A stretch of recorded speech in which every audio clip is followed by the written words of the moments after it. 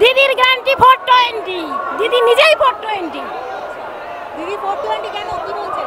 দিদি তো সব চিটিংবাজি কথা বলে, আর চিটিংবাজদের নিয়েই তো দল গঠন করেছে। দিদির কথার কোনো গ্যারান্টি আছে? শুধু ওই নাচে নাচে, শুধু নাচে, স্টেজের মাথা মাথা নাচে, আর সব জনসাধারণের টাকা চুরি করে, আর নিজেদের ভাই ভাইপো নিজেদের দলের লোকের পুটকি ভরায়। এই হচ্ছে দিদির কাজ। দিদির কথার কোনো গ্যারান্টি নেই। মোদিজি যা বলেছে তাই ঠিক, উনি হচ্ছে ভগবান। কারণ আমরা ওকে ভগবানের মতো দেখি, ভারতবর্ষের নয়, শুধু বিশ্ব সেরা প্রধানমন্ত্রী যাকে বলে তিনিই হচ্ছেন আমাদের মোদিজি। কিন্তু প্রধানমন্ত্রীর কথা বলছেন এখন, বিজেপির যে প্রধানমন্ত্রী মোদিজি হতে পারেন, কিন্তু ইন্ডিয়া জোটের হয়ে নাকি নতুন প্রধানমন্ত্রী হওয়ার চান্স মমতা বন্দ্যোপাধ্যায়, কি বলবেন? ওকে নিয়ে আমাদের মাথা ব্যথা নেই, ও কোথায় জাহান্নামে যায় যাক। আর কিন্তু প্রধানমন্ত্রী নাকি হবেন মমতা বন্দ্যোপাধ্যায়। ও প্রধানমন্ত্রী হলে তো দেশ জ্বলে যাবে, আমরা কোনো মতেই সমর্থন করি না। আর ওদের ইন্ডিয়া জোট সে কোথায় আছে জানি না, আর যদিও ওকে সমর্থন করে তাহলে ভারতবর্ষে আজকে পশ্চিমবঙ্গকে বিক্রি করে দিচ্ছে, এরপরে ভারতবর্ষকে বিক্রি করে দেবে। ওনার কোনো গ্যারান্টি আছে? আচ্ছা, আপনি পান, লক্ষ্মীর ভান্ডার পান? ও আমি করি না, কারণ ভিক্ষে আমি নিই না। আমি চাকরি পাওয়ার যোগ্য ছিলাম, চাকরি আমি পাইনি, কারণ আমি করে খাবো, কিছু করতে চাই। ভবিষ্যৎ প্রজন্ম আছে আমাদের, তাদের জন্য আমরা কিছু করতে চাই। ভিক্ষে আমরা নিতে চাই না, ভিক্ষে আমাদের দরকার নেই। দিদির মাথা খারাপ হয়ে গেছে। উনি তো বাচ্চাদের মতন যখন যা পারছে বলে যাচ্ছে। উনি এখন একটা শিশুর সমতুল্য হয়ে যাচ্ছে, তাই না? এপাং ওপাং ঝপাং লাফাং ছবি আঁকছে। এই ওনার কথা কি বলবো, উনি একটা শিশু বাচ্চা হয়ে গেছে এখন। তৃণমূল সরকারকে আর চাই না।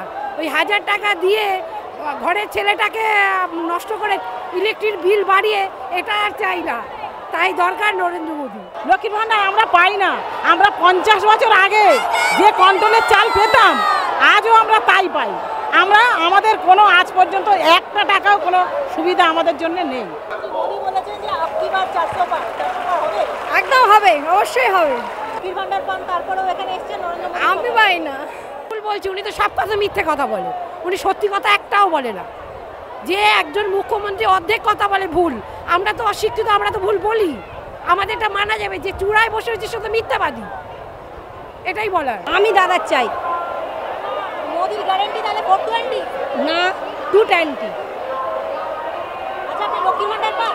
হ্যাঁ, তারপরে দাদাকে চান কেন? দাদাকে চাই, দাদা 3000 টাকা দেবে বলেছে তো, সেই 3000 টাকা চাই আমরা, 1000 টাকা চাই না। তো লক্ষ্মীর ভান্ডার মানে পেয়েও আপনি তাহলে ভোট দেবেন? আমাদেরকে কিছুই দেয়নি, শুধু লক্ষ্মী ভান্ডার ছাড়া কিছু দেয়নি। আচ্ছা, তাহলে আর কি কি পেতে চান? আমরা যা দাদা দেবে আমরা তাই নেব, আমরা দাদার চাই না, মোদি মোদি আসবেন? আসবেন। সারা ভারতে মোদিজি নাকি 400টা সিট পাবেন, সেটা মোদিজি বলছেন, আর মমতা বলছেন যে 200টাও সিট পাবে না। না, মোদিই পাবে। আপনি লক্ষ্মীর ভান্ডার পান, হ্যাঁ তারপরেও মোদিকে সাপোর্ট করছেন? হ্যাঁ, কেন? মোদি হচ্ছে সব, মানে সব দিক দিয়েই মোদি হচ্ছে বেস্ট। লক্ষ্মীর ভান্ডার পাওয়ার পরেও আপনার মনে হয় যে বিজেপি আসা দরকার? হ্যাঁ, না না, ল অ্যান্ড অর্ডার দেখিয়ে অনুমতি দেয়নি, এআরও দেননি। এআরও এবং এইখানে করবেন আমাদের সম্মাননীয় বিরোধী দলনেতা বলবেন, এটা ইজিলি অ্যাডজাস্টেবল ছিল। এখানে কোনো বিষয় ছিল না, কোনো সমস্যা ছিল না, সেটা পরিষ্কারভাবে করা যেত। এখানে police observer refuse to intervene, এবং এখানে এআরও ইনক্লুডিং এবং এই পুলিশ স্টেশনের যে ওসি, এরা সবাই নন কোঅপারেট করেছে, সবাই নন কোঅপারেট করেছে। এবং এখানে ইজিলি মানে কোনো একটা মিড পয়েন্ট, কোনো একটা কম্প্রোমাইজ করে একটা সিস্টেম একটা অ্যারেঞ্জ করা যেত। আপনাদের দলীয় নেতৃত্বের কোথাও গাফিলতি ছিল, তার জন্য অনুমতি পাওয়া যায়নি, এরকম কোনো ব্যাপার আছে? মানে কবে অ্যাপিল করেছিলেন আপনারা? না না না না, স্টার প্রচারক, স্টার ক্যাম্পেনারের 24 ঘন্টা, দলীয় গাফিলতি কি? স্টার ক্যাম্পেনারের 24 ঘন্টা ইলেকশন কমিশনের রুল। এখানে তাহলে ওরা বলে দেবে না যে খালি সায়নী ঘোষ, শৌকত মোল্লা এবং অভিষেক ব্যানার্জি তারাই খালি এখানে করবে সভা, অন্য কেউ করবে না। আপনাদের কি বক্তব্য? চলুন চাপি আসুক, সভাপতি দেয়নি? আসুক বিরোধী দলনেতা আসুক, বলবেন তার বক্তব্য।